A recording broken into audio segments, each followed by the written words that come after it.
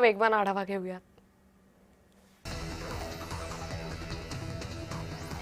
भंडाऱ्याच्या तुमसर शहरात मुसळधार पावसाचा कहर पाहायला मिळतो। सखल भागातील घरांमध्ये पाणी शिरल्याने नागरिकांची तारांबळ उडाली। प्रशासनाने जलनिस्सारण व्यवस्थेवरही नागरिकांनी प्रश्नचिन्ह उपस्थित केले।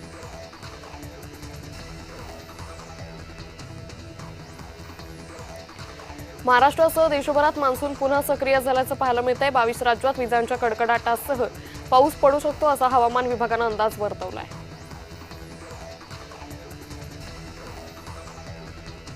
मुंबईच्या उपनगरात मुसळधार पाऊस पडतोय। अनेक ठिकाणी पाणी साचायला सुरुवात झाली आहे। दुपारी 4 वाजता 4 मीटरच्या लाटा उसळणार आहेत।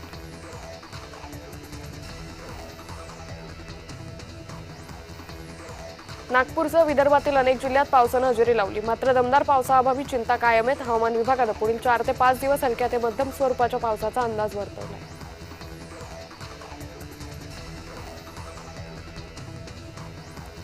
रत्नागिरी जिल्ह्यात मुसळधार पावसाचा जोर कायम आहे। खेड शहरात पुराचं पाणी शिरण्यास सुरुवात झाली आहे। जगबुडी नदीकाठच्या गावांना सतर्कतेचा इशारा देण्यात आलाय।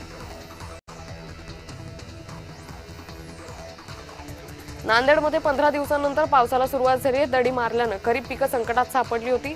पावसामुळे शेतकऱ्यांना मोठा दिलासा मिळाला।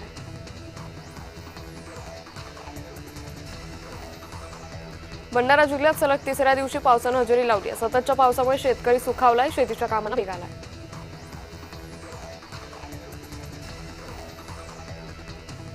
10 दिवसांच्या विश्रांतीनंतर अहिल्यानगरमध्ये पावसाने हजेरी लावली। पाऊस पडल्याने शेतकऱ्यांना काहीसा दिलासा मिळालाय। अजूनही दमदार आणि सातत्यपूर्ण पावसाची प्रतीक्षा आहे।